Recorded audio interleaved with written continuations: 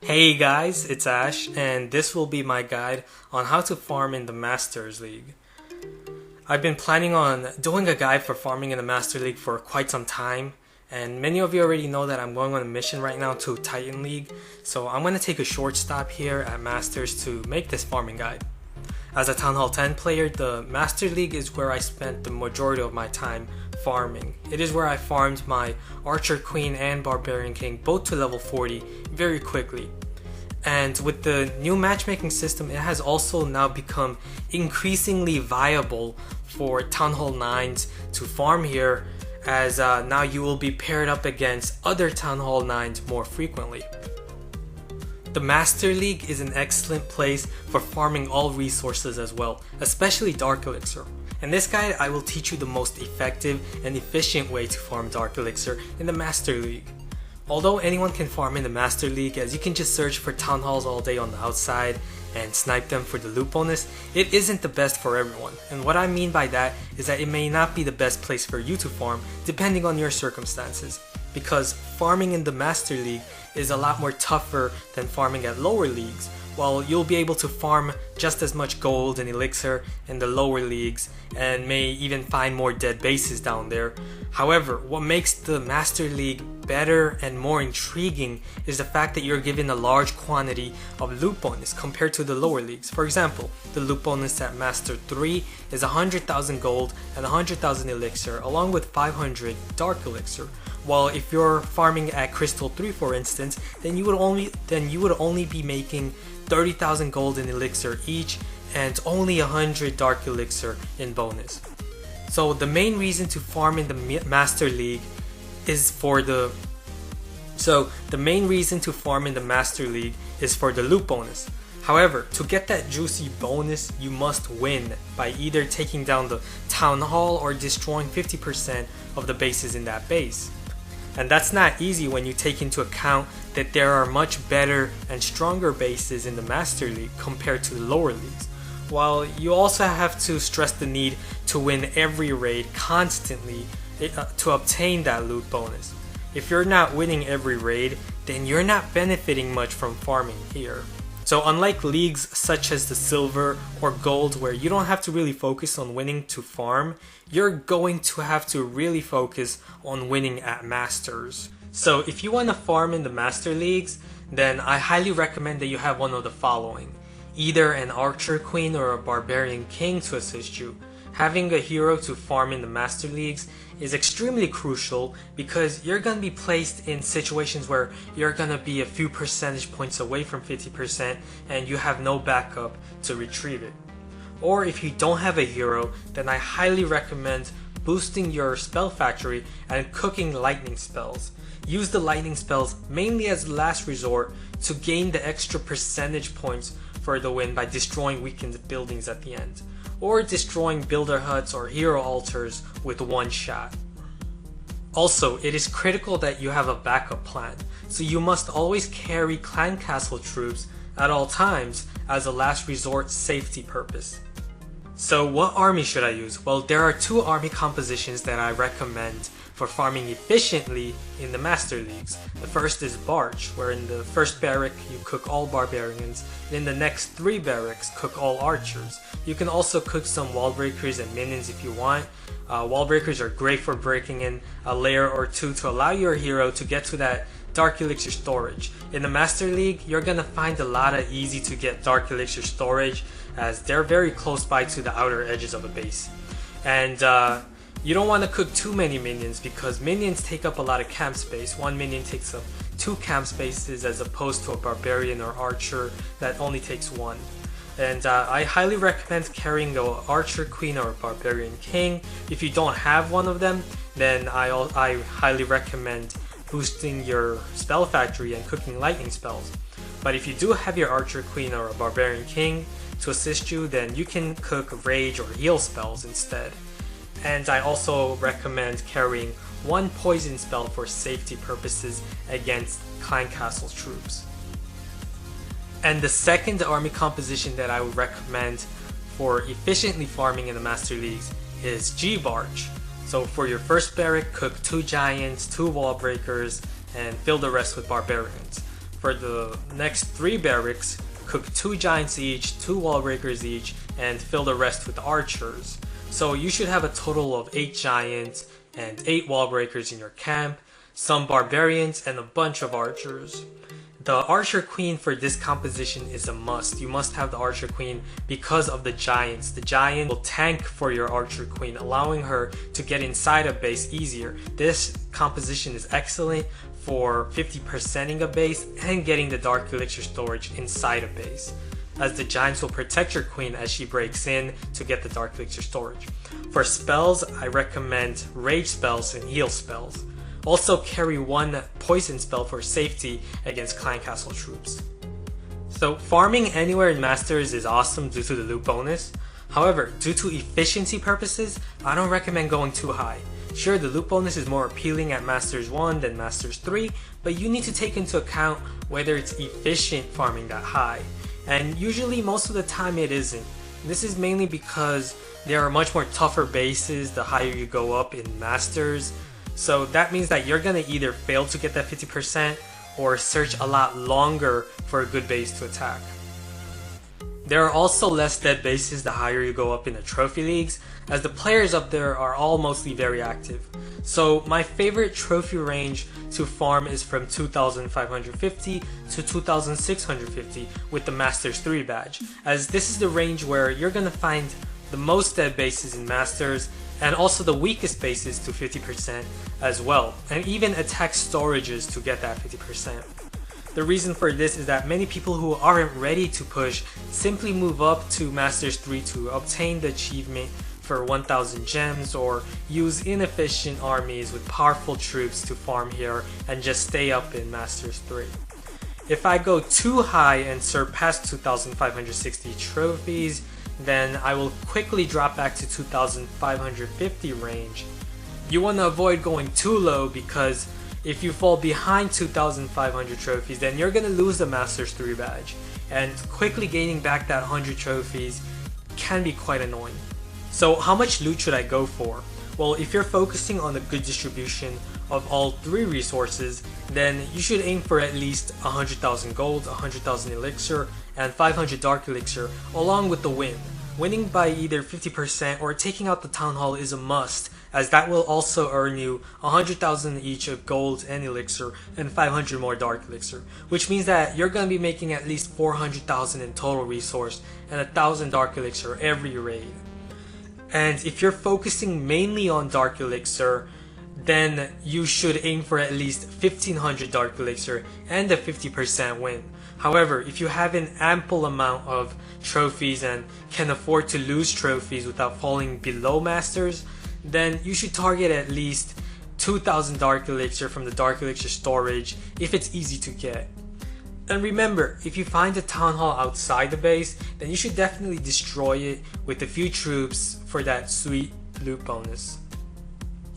So what about defending? Well, you don't need the best defenses to farm in the Master League, but it is imperative that you have decent level defenses if you constantly log off after raiding.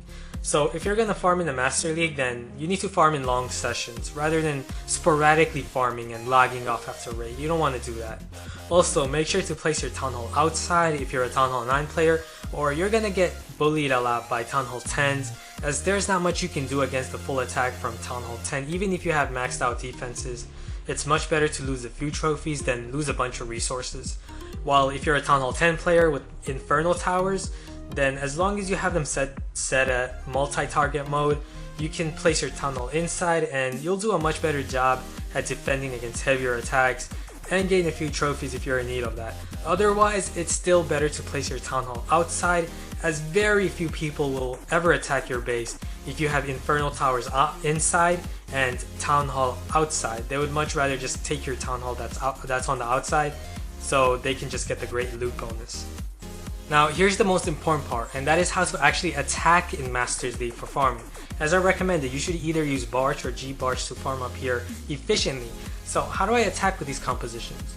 Well, I'll share some examples of how to do that later, but first, it's important that you understand the types of bases you should attack and how many buildings you need to destroy to obtain that 50% win. the main point of farming in the Master League is that you are able to 50% a base and not just go for the Town Hall and the core.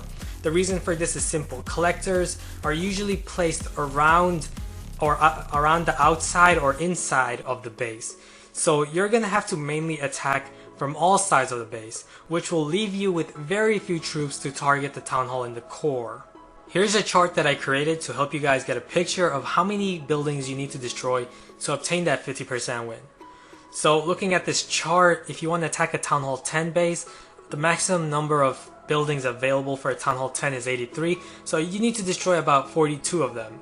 While if you're attacking a Town Hall 9, you need to destroy about 38 of them. Now, an interesting thing to note is that a little more than half the buildings are non-defensive units. Non-defensive units are buildings such as collector's drills, barracks, factories, labs, huts, hero altars, anything that's not a defense. So that means that if all the defenses are placed inside a base and all the non-defensive buildings are placed outside the base, then that base can be very easy to 50%. So as I've said, it's very important to know the types of bases you should attack. And in order to know the types of bases you should attack, you need to know what to watch out for, what to avoid. So I'm going to outline the main threats, as it's extremely important that you know what to watch out for. The first and the biggest threat, in my opinion, is the multi-targeting Inferno Towers. Inferno Towers have a 10-tile attack range, so if it's a multi-targeting Inferno Tower that is in range and is guarding the outside of the base, then you must avoid at all costs. Do not attack a base with multi-Inferno Towers that is in the outside along the exterior portion of the base, guarding that exterior part. Another very big threat that you should avoid are the Barbarian King or the Archer Queen on the outside of the base that are active on defense, as they can be very deadly if they are placed next to other defenses. The reason for this is because they will pull and distract your troops towards them. And you don't want that, especially if there is a mortar or a wizard tower next to the hero, as they will quickly kill a large number of your barbarians and archers, as the Barbarian King or the Queen has your troops distracted. Mortars that are on the outside and in range are also very dangerous because of their splash damage, which can harm a bunch of your troops at once, as they also have an 11-tile attack range, so it's critical that you spread your barbarians and archers around as much as possible. It's also very important that you always have your barbarians in front of your archers, so the mortars don't target and kill all your archers in one shot, since your archers are your main troops that attack over the walls to destroy the units over the walls to gain that 50%. Wizards also, like mortars, are equally dangerous because they also do splash damage. However, unlike mortars, wizard towers only have a 7-tile attack range, so they are much easier to avoid with archers. So for example, there's a wizard tower right there, then you can place archers here instead of barbarians. Don't summon barbarians here, instead summon archers here to take those gold mines and collectors with your archers, while you can attack these sides with barbarians. On the sides that don't have wizard towers in range, you can take those buildings with barbarians while using archers to avoid the wizard towers. So as you can see, he has 2 mortars right in the core area in the center, so you can avoid 2 mortars right there, so that's great. You can also avoid these wizard towers because of their 7-tile range. They can't target your barbarians and archers outside here. So the main threat against this base would be the 2 heroes right here, that mortar right there. You can avoid these 2 wizard towers by spreading around your archers around here and here. So this base isn't too hard to 50%, but for a Town Hall 9 player, it's going to be very difficult to 50% because you're going to have to use a lot of troops to remove the Archer Queen and Barbarian King and then go for the 50%. So this is not a base that I would recommend Town Hall 9 attacking, but for a Town Hall 10, it's a pretty easy base to attack to get that 50%. And also you can use giants to here, send them out here to distract these defenses and break in with your Archer Queen to get that Dark Elixir storage as well. So you can go for the 50% and get about 1500 Dark Elixir, and with the loot bonus, that's going to give you 2000 Dark Elixir in total, so that would be great. Clan Castle troops can be very annoying, but are actually quite easy to deal with. If the Clan Castle can be triggered with barbarians, then always make sure to test to see whether there's anything inside of it first. If it can't be triggered, then that means that it's placed somewhere in the center of the base, and since we're only interested in attacking the outside of the base for the 50%, we can ignore it. So try your best not to trigger the Clan Castle if it's placed at the center. Giant bombs and Teslas on the outside are also big threats. Giant bombs are a huge threat only if you let them kill a whole bunch of your troops. You should always test for giant bombs on the outside of the base in the empty 2x2 tile spaces before you spawn a whole bunch of troops. Teslas also share the same 2x2 tile space as a giant bomb, and many bases in Masters have Teslas somewhere outside or around the outside of the base. So when Teslas are combined with other rapid firing defenses such as archer towers or expos, they can be quite deadly. The best way to predict whether there are giant bombs or Teslas on the outside of a base is to first check the inside of the base, whether that base has many empty 2x2 tile spaces inside of it. If there are a bunch of empty spaces at the core, then that means that that base most likely has Teslas there and not the outside. While if the core or areas inside the base lacks empty 2x2 tile spaces, then that's a good indication that Teslas and giant bombs may be placed outside the base. So for example, against this base, as you can see, the inside of the base lacks 2x2 tile spaces. So that means there aren't any Teslas or giant bombs in the inside of the base. So if we look at here, there's empty space right there, empty space right there. So these are possible locations of Teslas or giant bombs in these empty spaces on the outside. Now obviously that's a lot of threats to be worried about, and you're going to be searching for a very long time to find a base if you're trying to avoid all of these threats. However, this is not a list of threats you should avoid entirely, but a list of threats you need to watch out for on the exterior parts of the base, because your main focus should be attacking the outside of a base for 50%, and if possible, also go for the Dark Elixir storage if it's close by in the inside of the base. This will end the first part of this guide, which outlines all the general knowledge you need to have about farming in the Master League. The second part of this guide will focus on knowing the types of bases you should avoid and the bases you should attack and how you should attack them. So I'm going to make another video entirely on the second part of this guide, showing you guys how I attack and the bases I avoid and why I avoid them. So I hope this guide was helpful, and I'll see you guys in the next part. Thanks for watching.